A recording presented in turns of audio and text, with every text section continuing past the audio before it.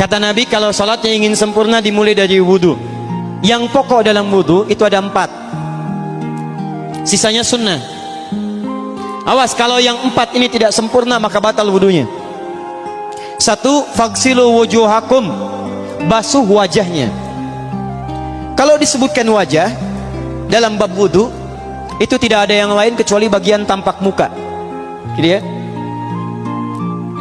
Kalau yang punya jenggot, itu termasuk janggutnya di selai-selai. Sifat wudhu cuma ada 3. 1, pakai keran. 2, pakai gayung. 3, air yang mengalir. Ya, seperti di sungai ada air mengalir, itu nggak ada masalah. Tapi kalau menggunakan gayung atau semisalnya, Nabi itu diriwayatkan dalam hadis itu sangat menghemat air. Bahkan pernah beliau kemudian berwudu, kalau kita kemudian hitung, itu hanya sejumlah Pak, seaqua gelas Pak, cukup. Atau yang kedua, menggunakan keran ya. Kalau sekarang kita ada keran, contoh ini kerannya. Ya. Kerannya agak tinggi sedikit. Dan kita sesuaikan. Ambil airnya. Misal contoh, ghosala. Ghosala itu bukan ditumpahkan, ambil air, tumpahkan di tempat yang akan dibasuh gini. Yang telunjuk itu kemudian menghapus atau menghilangkan kotoran di sela-sela mata, contoh. Yang jempol menghilangkan kotoran di sela-sela telinga bagian belakang di sini.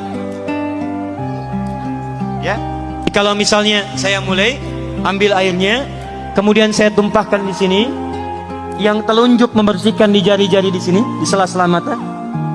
Yang jempol kemudian membersihkan di sela-sela di bawah telinga sini. Kemudian di selesai. 1. Tahan sebentar ya, ini praktek dulu sebentar. 2, wa aidiakum ilal marafiq, ini yang sering keliru. Dan tangan sampai siku. Jadi saat kita mengambil air wudhu, ambil airnya, tumpahkan dari sini ilal marafiq sampai ke siku, ke sini. Balikan lagi ke depan.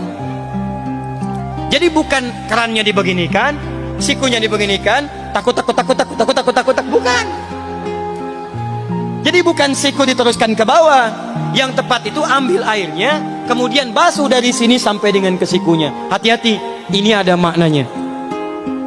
Dan jika benar di hadis Muslim, jika orang wudunya benar seperti ini, maka bersamaan dengan jatuhnya air wudu itu, jatuh pula dosa-dosa dan kotoran yang melekat pada anggota tubuhnya.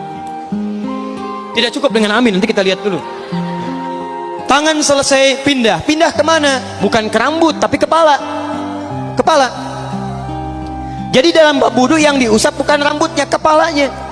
Itulah keadilan Allah. Kalau yang diusap kepalanya, semua manusia yang hidup pasti punya kepala.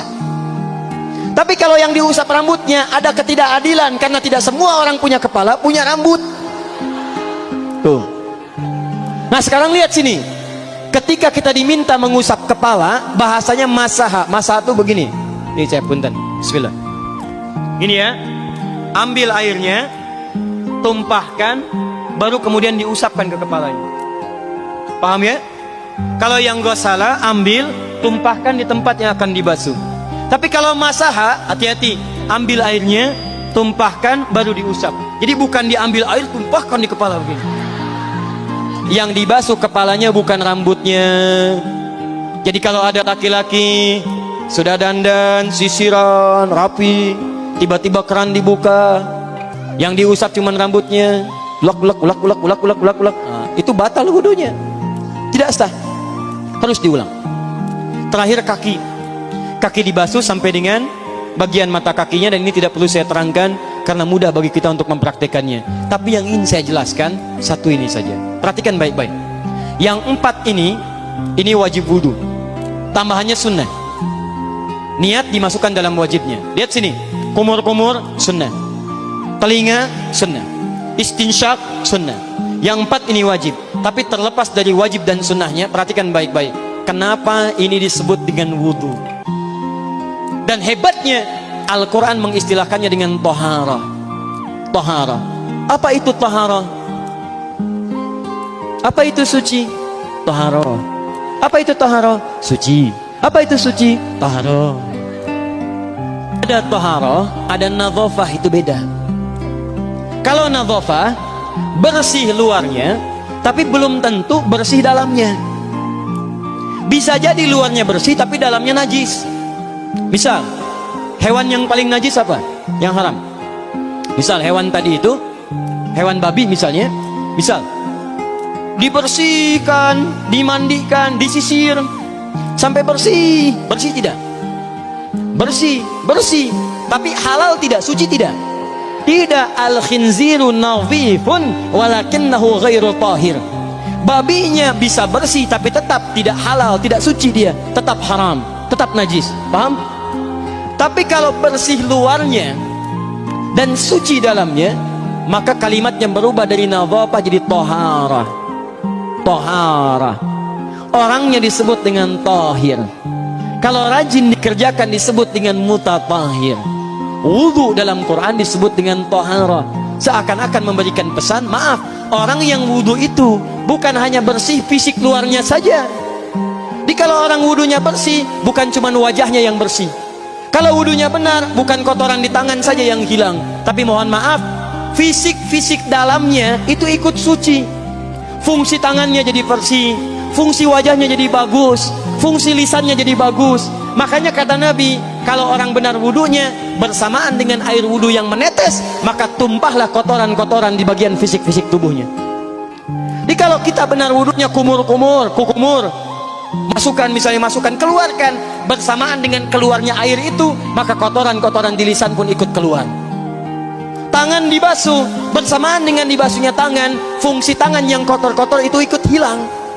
Hadis Muslim. Makanya orang yang setelah selesai wudu dia berdoa, apa wudunya? Apa doa wudunya? Asyhadu anna ilaha wa asyhadu anna Muhammadan Allahumma minat waj'alni minal, lihat sini, minal mutatahhirin, minat tawabin. Lihat, Bapak Ibu kan baru wudu, tapi kenapa doanya selesai tobat? Allahumma ja'alni minat tawabin. Ya Allah, jadikan saya termasuk orang tobat. Kita kan baru wudu, kenapa doanya baru selesai tobat? Sedangkan tobat itu mengakui kesalahan, menyesali kesalahan, dan berjanji meninggalkan yang salah, mengganti dengan yang baik-baik. Makanya kalau orang wudunya benar itu, begitu dia kumur-kumur, dia ingat kesalahan apa yang dikerjakan oleh lisan ini. Jadi begitu kemudian ditumpahkan airnya, hilang kotorannya. Maaf, yang suka mencela wudu, selesai wudu tidak akan mencela lagi karena tobat dari celaan. Makanya kalau wudu Anda benar, coba ingat-ingat, siapa korban dari lisan Anda yang tajam itu? Apakah ibu Anda yang pernah menangis karena lisan Anda? Apakah ayah Anda yang kecewa karena kalimat-kalimat Anda? Apakah tetangga Anda yang menjauhi Anda karena kata-kata kotor Anda? Kalau tiap hari Anda wudu, tapi kemudian lisan Anda masih kotor juga, ada yang salah, Anda cuma menghabiskan air untuk menghilangkan kotoran di lisan. Itu tanda pertama. Tangan basuh. Makanya orang yang wudunya benar, tangannya tidak akan berbuat yang kotor lagi sampai ke ujung kakinya. Karena itulah ibadah ini disebut dengan wudu, seakar dengan kata dau. Kata para ulama, mereka sebagian mengatakan dau artinya cahaya, dau artinya sinar, dau artinya al-husnu, baik budi pekerti. Kalau orang benar wudunya, bertambah sinar di tangannya, sinar di wajahnya, sinar di lisannya. Apa sinar itu? Di dunia sinar-sinar amaliyah kebaikan, sifat-sifat baik, di akhirat pancaran-pancaran kemuliaan. Satud'a ummati yaumal qiyamati ghurral muhajjalin, akan dipanggil umatku di hari kiamat dengan banyak cahaya melekat di tubuhnya. Tangannya ada cahaya, matanya ada cahaya, wajahnya bercahaya, kakinya bercahaya. Cahaya apa itu? Kata Nabi, min atharil wudu, dari bekas wudunya. Jadi kalau kita benar wudunya, itu kita jadi orang baik. Ada cahaya kebaikan dalam diri kita. Itu yang disebut dengan tawabin. Makanya kalau bapak ibu tiap hari wudu, Allahumma ja'alni minat tawabin, tapi mulut tidak tobat, tangan tidak tobat, kaki tidak tobat, ada yang salah dengan wudunya. Waj'alni minal mutatahhirin, jadikan saya orang bersih dan suci. Jadi kalau selesai wudu, pakaian bersih, wajah bersih, tangan bersih. Ini pakaian bersih, pakai jas, pakai dasi, tapi tangan tidak bersih, korupsi juga, mencuri juga, menipu juga, ada yang salah dalam wudunya.